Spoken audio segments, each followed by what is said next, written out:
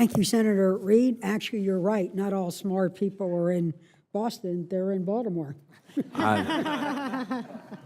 When they're not in Washington, D.C., presiding over the Appropriations Committee. First of all, I would like to thank each and every witness who came forth today to share with us their thoughts and ideas and recommendations. I would say that the United States of America is very fortunate to have people of your caliber serving at this level of government, which, and I know at times was great sacrifice of both time, energy, and even financial reward.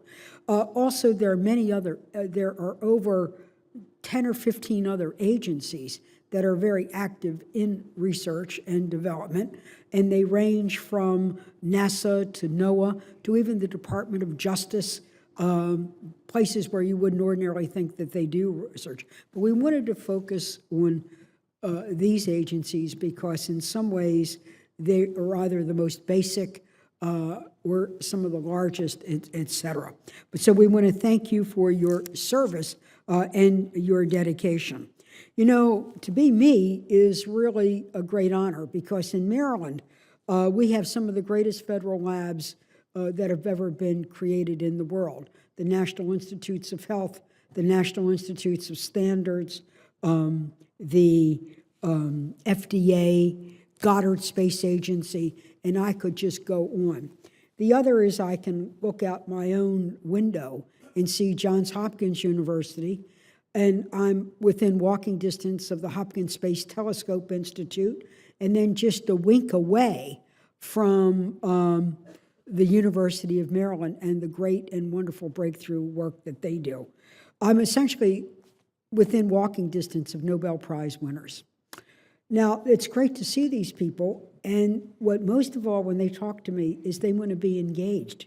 They want to make sure that they can do the job that they were educated to do. And they tell me that whether they're 28 or they're 68, whether they've presided over some of the greatest laboratories in an academic institution, or whether they're the young scientist. And what young scientists tell me is that they're scared that they won't have a future. It's one of the things that we talked about, and it's going to go to my very first question. They tell me they go through what they call the D-linear thinking. They get their degree and they're filled with delight. They apply for grants and they're disappointed. They keep on applying for grants and they're discouraged. They keep on applying for grants and they reach despair. Then they give up applying for grants and they detour to other fields. It's great to do what Senator Durbin says. Let's recruit people and, staple green cards to recent graduates. But we need to use the graduates we have. We need to use the graduates we have. And I hope, and this goes to my question, we've talked generally about the funding of our research and development, $135 billion. What essentially you're saying is we're holding our own, but barely.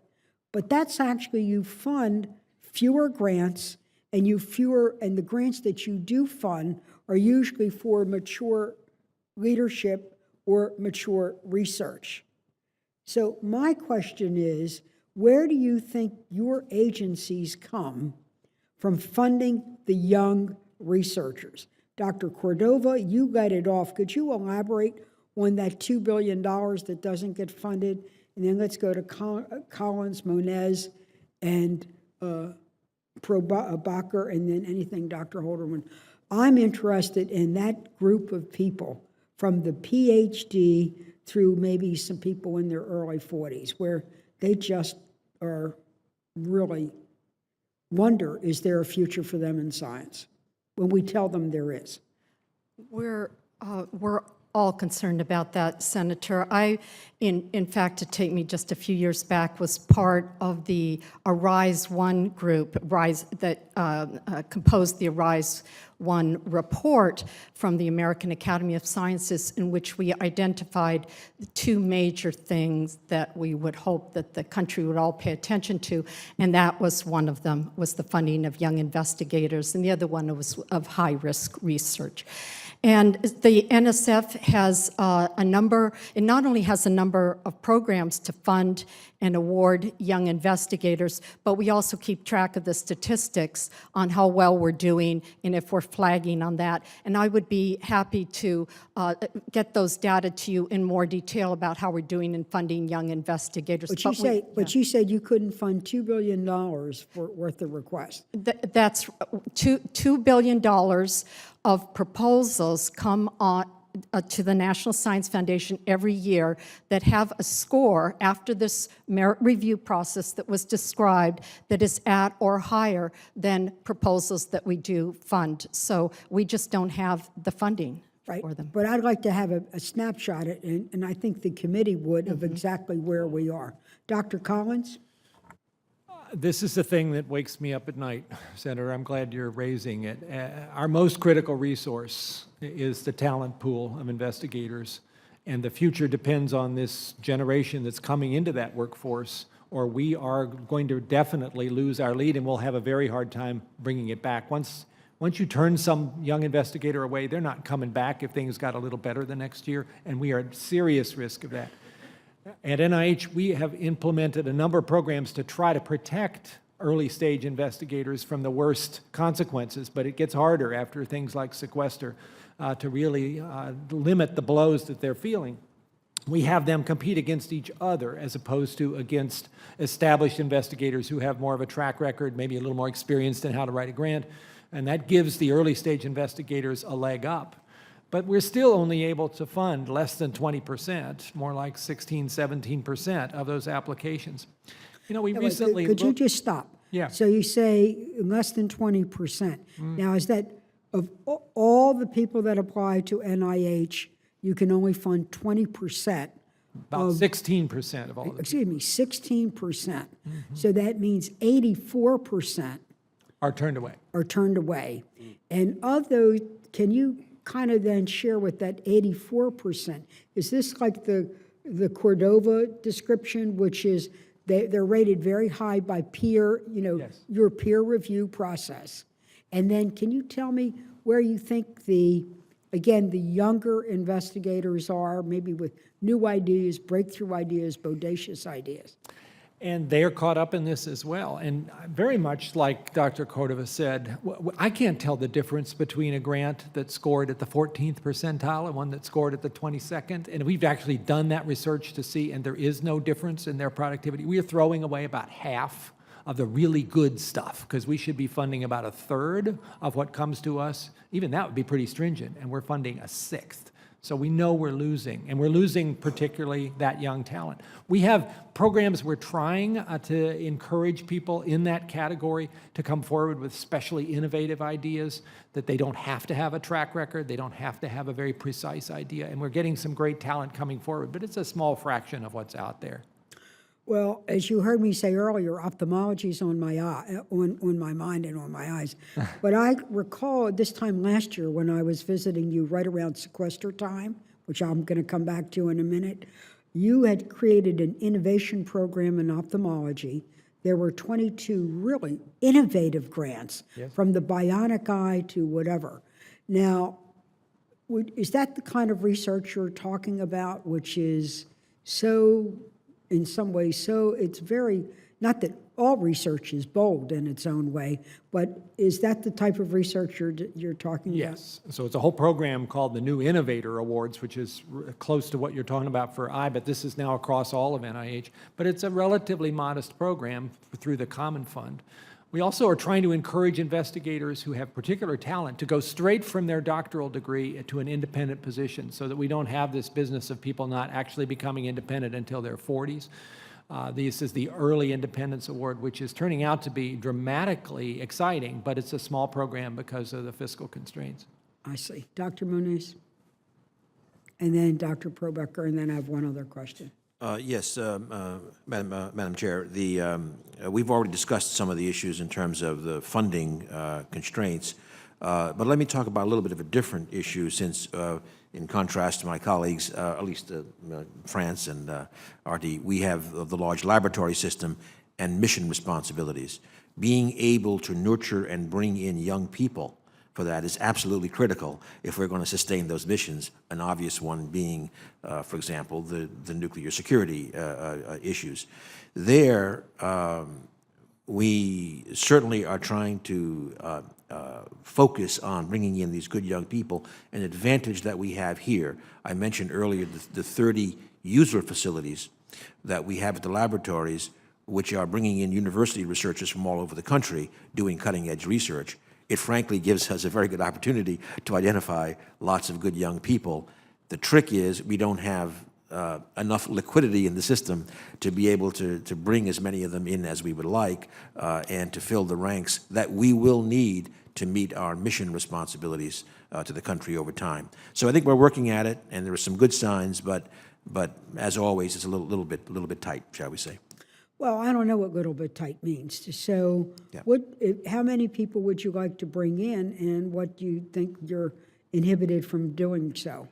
I will get some statistics for you, but frankly, I'd like to see, a turnover bringing in, the order of between 5 and 10% of the size of a laboratory, with young people coming in, either as postdocs for a few years or as young people who will come and grow in the laboratory and pursue our missions. Okay, thank you. Dr. Probecker? Madam Chairwoman, our starting point at DARPA is the technologies that will really make a big difference for national That's what you said, security. your breakthrough. Absolutely, and we're Big breakthrough, project-based. big impact. Absolutely, and so I think we end up in some of the same concerns that have been expressed here, but perhaps from a different angle. A very different example that I would give you is a few years ago when cyber threats started becoming very visible, and DARPA set out to create a different trajectory for cybersecurity. That is an area where the people who are working at the leading edge often are not, they're typically not found in the established defense industries already. I mean, now there's tremendous expertise building there, but a few years ago, I think that wasn't, the first place you would look. They might not even be people in the conventional research community or in universities. Very often, they are a very young cohort, and you have to find and engage this part of the technical community. It's a very unconventional, but an incredibly important slice of the technical community.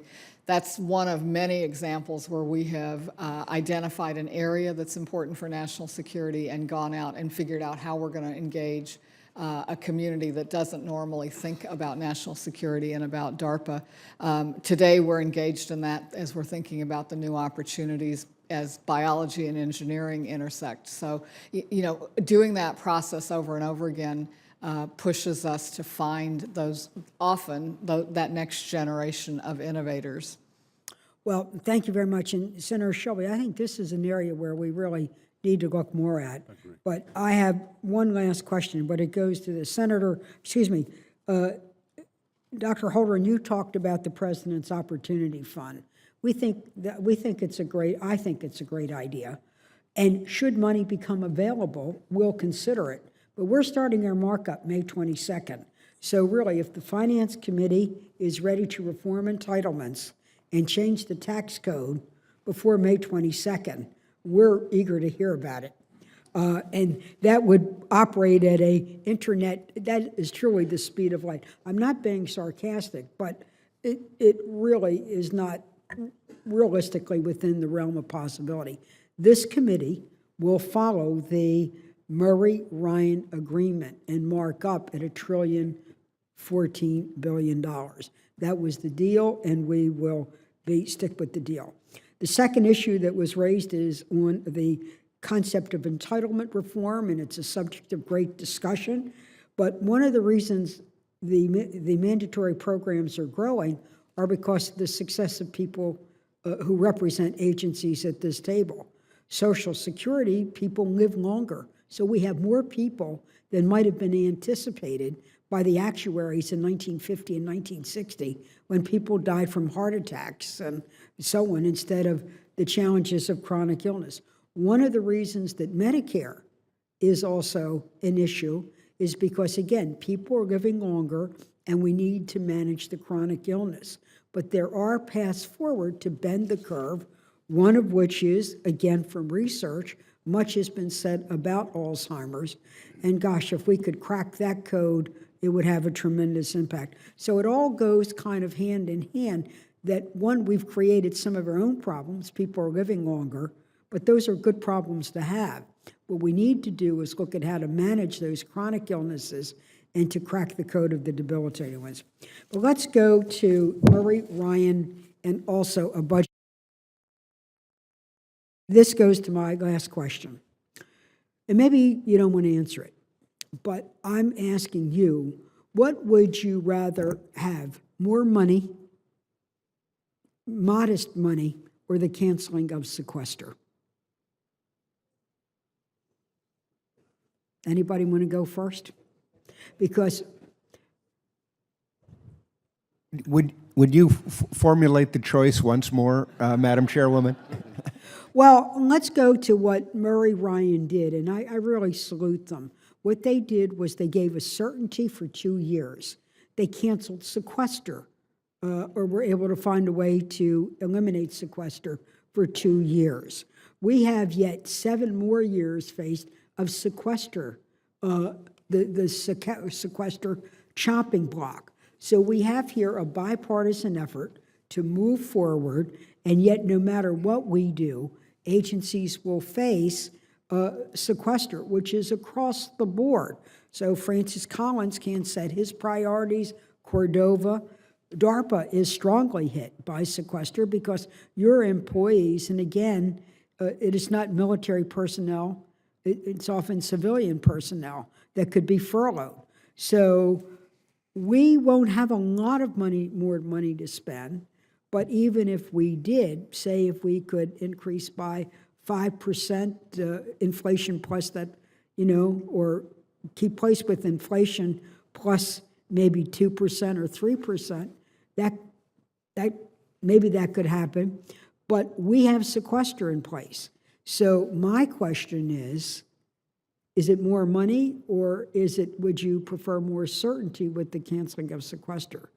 I, of course, would prefer both, but, that's my preference. But we have to look ahead to this year's funding, which is going to be tight, very tight, and also the next 2 years after this. If we could pass the President's Opportunity Fund, that would be great, but that's what we face. Dr. Collins, you want to comment? And if you don't, that's okay, too. No, I appreciate the question, and I appreciate the terribly difficult challenges that you and your colleagues have. And I'm glad you've raised this issue, because I think there's a lot of people who think, oh, well, sequester was a really bad FY13, and maybe now it's all gone away. And as you've just pointed out, it has not. Sequester applied in the fashion that the formula currently states, by my calculation, would cause NIH to lose another 10% or so of our funding once inflation is kicked into the equation. That would be just absolutely devastating. When we're already down as much as we are, to take that whack on top of it, I can't tell you what kind of damage that would do and how many talented young scientists would be just plain driven away. But I guess my response, because I'm not a budget person, I am a science person, is to come back to where I was earlier, that if we really want to see American science flourish, and particularly the part I know about biomedical research, it has to somehow find its way into a stable, predictable trajectory, that you don't have to wonder from month to month or year to year, are you about to see another slash and burn experience? And ideally, because we've lost, as I showed in that graph a while ago, something like $10 billion over where we might have been, and we've lost the ability to fund research at a prodigious rate in the last 10 years. Try to recover some of that and not consider that this is the new normal. The new normal, this is not. This is actually quite harmful to our promise in this country. Dr. Cordova? Sequester hurt the NSF quite a bit. We figured that there are about 700 proposals with an impact on 8,000 investigators, people that we did not fund. So we've never seen a sequel that we liked, and we certainly do not like the prospect of sequester.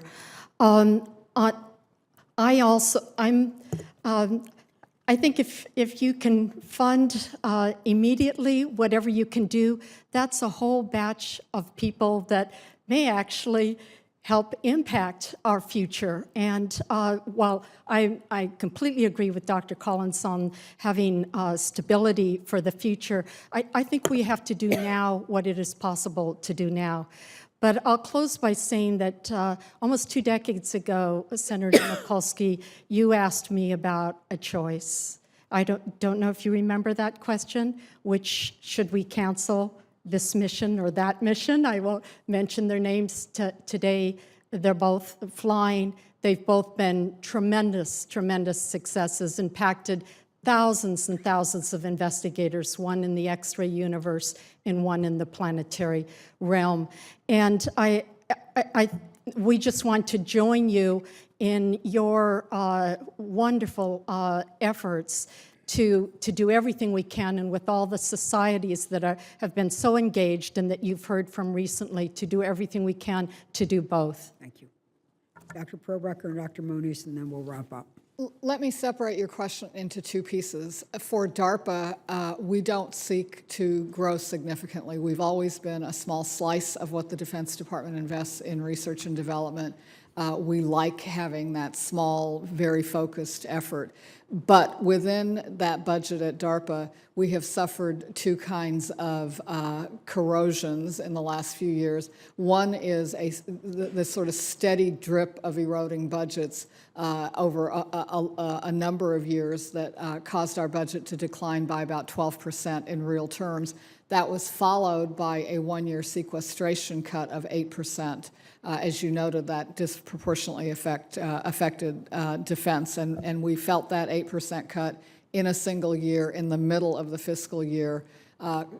Impact, of course, on our programs, on our people, who I worked very hard to recruit these amazing program managers, and to have them subjected to furloughs, which seemed extremely arbitrary to them, was a very painful thing to go through. So you're absolutely right. The lack of predictability of sequestration and the kind of roller coaster ride is contrary to making the kind of thoughtful, concerted investment that is so core to what we need to do.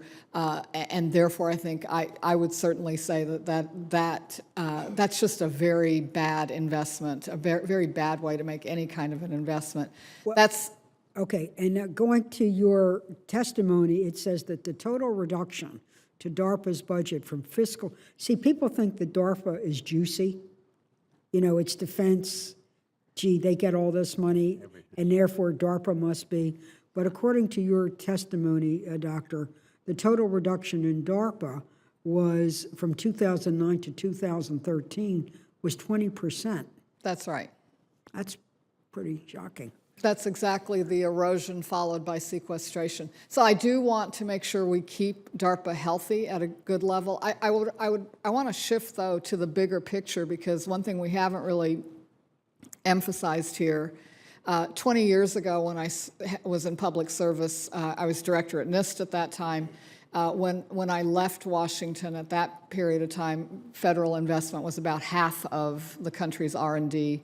There was a time before when it was about 2/3. Now it's only 1/3 of the total investment that we make in the nation. And I think that is a macroscopic question about investment levels and whether we're going to have the complete base of investment that we need. So yes, I think, you know, you've highlighted both issues, the big question about what kind of investment we're going to have as a country, and then the near-term immediate issue about, are we going to do it effectively, or are we going to have this roller coaster ride with sequestration? Excuse me. Thank you, Senator Shelby, and we really appreciate your support as we move ahead. Dr. Moniz, just to wrap up, you're the last person. Thank you. I will just, with regard to the funding level, I will just endorse the comments of my colleagues and just make 2 other points. One is that certainly from the point of view of the Department of Energy, I can speak for sure that returning to what I would call the normal order of the appropriations process this year was tremendously helpful in being able to work with the members to get our priorities straight. So at any level, although obviously prefer a higher one, but at any level, staying with this normal order in the process is just tremendously important. And then I would just echo second point, what Senator Shelby said, when you use the word leeway, as we have those budgets and the discussions about priorities, enough flexibility to be able to respond would be, is of course quite helpful. Thank you. Well, I think, first of all, this has been both, as Senator Shelby said, it's been instructive, it's been inspirational, it's been eye-opening, and it's been disturbing. But we've at least, I think, got a picture of where we are. So it wasn't only about what line item needs to be funded and what line item can stay in place, because we really have the country's future at stake. We're going to encourage our subcommittee chairs to also, as they move through this year and next year, also to look at this. We were able to produce a cybersecurity budget, so we got a kind of a snapshot on this. We're going to produce for members, and also will always be available to the general public, what we do spend on R&D on these agencies.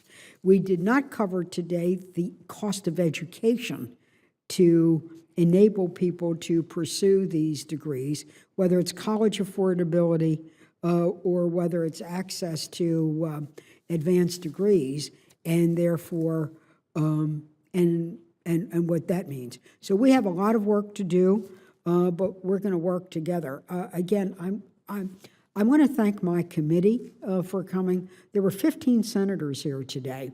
That's 50% of the committee, and it shows the very keen interest that they have.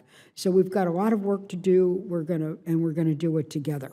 If there are no further questions, senators may submit additional questions for the committee's official hearing record. We request responses within 30 days. The committee stands in recess. The full committee stands in recess subject to the call of the chair. The subcommittees will continue to function. As part of our bodacious approach to not have a lame duck, we will have held 60 hearings in 6 weeks. So we're moving, and you're helping us move, and may the force be with us. Thank you.